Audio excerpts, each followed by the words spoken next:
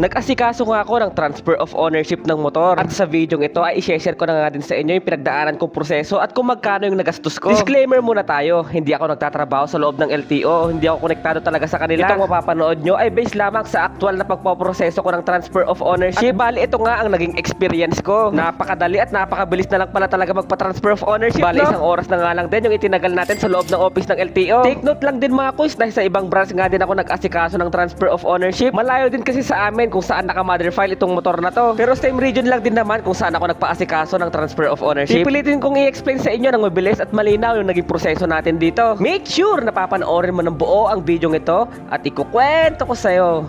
Alam nyo naman na siguro yung basic sa pagbili ng motor. Dapat meron tong original papers na ORCR. Dapat din ay meron kayong deed of sale na pinagbilhan mo ng motor. Kailangan mo nga ding humingi ng 2 piraso ng valid ID ng first owner. And syempre dapat meron na din siyang 3 pirma sa Xerox ng ID niya. At ganoon din sa new owner. Kailangan mo nga din ng 2 Xerox ng valid ID mo na merong 3 pirma. Kapag meron ka na yan ay rumekta ka na kaagad sa opisina ng HPG. Bale dito nga tayo sa Santiago City mag-aasikaso mga kuys. Na kung saan ay naka-mother file nga itong motor na to sa bayan ng Tuguegarao City. Almost 150 kilometers din kasi yung layo ng Santiago City to Tuguegarao City. Bali na pagdesisyonan ko nga na dito na lang sa bayan namin asikasuhin kasi same region lang naman sila. May napanood din kasi akong video ni Congressman Busita na kung saan kung same region lang din naman ay hindi na kailangan mag-request ng mother file. Check natin kung masusunod yun. At dito nga mga kuys, nakarating na tayo sa opisina ng HPG na kung saan mga kuys, binigyan nga nila tayo ng form na ganito. Bali kailangan nga daw muna natin itong bayaran sa opisina ng Land Bank. Kaya lumarga na nga rin agad tayo para bayaran to. Mabilis lang din naman yung naging proseso. 5 minuto nga lang tayo sa loob ng Land Bank. Bali ito na nga yung resibo natin. Kailangan nyo ng mga Xerox ng mga documents na to. Bali tagdadalawa sila. After nga ay lumarga na tayo papunta ng PNP Soco. Bali dito nga natin iiwan yung isang kopya ng Xerox ng mga documents na to. Kukuhanan na nga din nila ng stencil, yung body number tsaka engine number ng motor na ipapatransfer mo. Bali ito na nga yung certificate na ibibigay nila sa inyo after nila ma-stencil yung motor mo. Isang green copy tsaka isang pink copy. Yung green copy ay ibibigay nga natin sa HPG office kasama ng mga Xerox ng documents na to. Bali binigyan nga rin nila tayo ng extra stencil ng chassis number tsaka engine number. Magamit mamaya sa LTO office. Bumalik na nga tayo sa HPG office para ibigay yung green copy kasama ng Xerox ng mga documents na to. Bali pipicturean nga pala nila kayo dito kasama yung motor. After nun ay lumarga na rin agad tayo sa next step. Step number 3 mga kuys, dapat mag-secure ng insurance. Mahalaga mga kuys na dapat nakapangalan na sa new owner yung insurance. Bali dito nga pala tayo nagpunta sa M. Luwilier. Mura lang din kasi yung insurance nila dito. 296 lang kasi insurance nila dito o kapag motor, 606 naman kapag kotse o sasakyan. O diba, napakamura dito, mabilis pa. After mag-secure ng insurance ay lumarga na nga rin ako papunta ng emission. Mag-expire na rin kasi yung registro ng motor na to kaya kailangan nga natin kumuha nun. Sa case natin, transfer of ownership tapos renewal na rin ng registro. Bali dito nga pala ako nagpapa-emission lagi. Dito sa Golden Star PMBIC. Wala pang cut-off dito. At napakabilis din talaga ng proseso. Bali 650 pesos nga pala yung binayaran ko dito. Nakakwentuhan nga din pala natin si Tropa about sa transfer of ownership. Maraming salamat kuys. At ngayon kumpleto na nga natin ang requirements. Isusubok na natin to sa loob ng LTO office. Sobrang late na nga tayo no mga time na to. Alas 4 na to ng hapon. Kaya nag-aalangan din talaga ako matapos natin itong transfer of ownership sa loob lamang ng half day. Bali gumawa na nga rin pala ako ng LTO portal account. At dapat mga kuys nakapangalan na nga ito sa new owner. Basta punta lang kayo sa portal.lto.gov.ph. Hanapin nyo lang yung register account doon tapos mag-register na kayo. Mahalaga mga kuys na wag nyong wawalayin itong account nyo dito. Para sa mga susunod na taon na magre-registro kayo, pwede na kayo magpa-registro via online. Bali gagawa na lang din pala ako ng hiwalay na video sa pag-create ng LTO portal account. Bali ito na nga pala yung listahan ng mga requirements na dala-dala natin nung papunta na tayo ng LTO. Bali dumiretso na nga pala ako dito sa may San Isidro LTO office. Itong opisina kasi na to ang pinakamalapit kung saan tayo nagpa-emission. Bali isinulat ko nga pala sa maliit na papel yung LTO portal account natin tapos in-stapler ko na sa ORCR ng motor natin. Bali binigyan nga nila tayo ng form dito na fill upan natin. Tapos nilagay ko na rin dito yung stencil na ibinigay ng PNP Forensic kanina. Bali dito ko na nga nagamit sa LTO yung ibinigay nilang extra stencil kanina. After nun pinasa ko na nga lahat ng requirements natin kasama yung form na ibinigay nila kanina. Bali antayin na nga lang daw natin na tawagin yung pangalan natin. Bali 4:05 na nga to ng hapon. After nga ng 30 minutes ay tinawag na nga yung pangalan natin sa window 1. Bali nagbayad na nga tayo dito sa cashier ng 305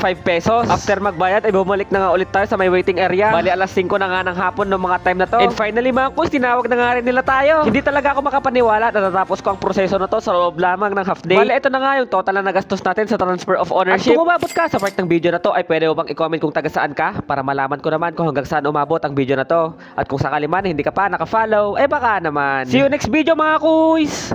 Uy, kuys! Nabilitaan mo na ba yung naka-flash sale ngayon na tubeless na gulong sa Shopee? Bali, eto nga pala ang KRX tubeless tires. Sa halagang 420 pesos nga ay pwede ka na magkaroon nito. Lahat nga ng rim sizes ay available sa kanila. Kaya kung ang motor mo nga ay NMAX, Honda Click, Aerox, Sniper o kaya Raider, ay tamang-tama nga sa'yo ang video na to. Kaya habang nakabodega sale nga sila ay mag-order ka na ng gulong mo. Paubos sale na lang to.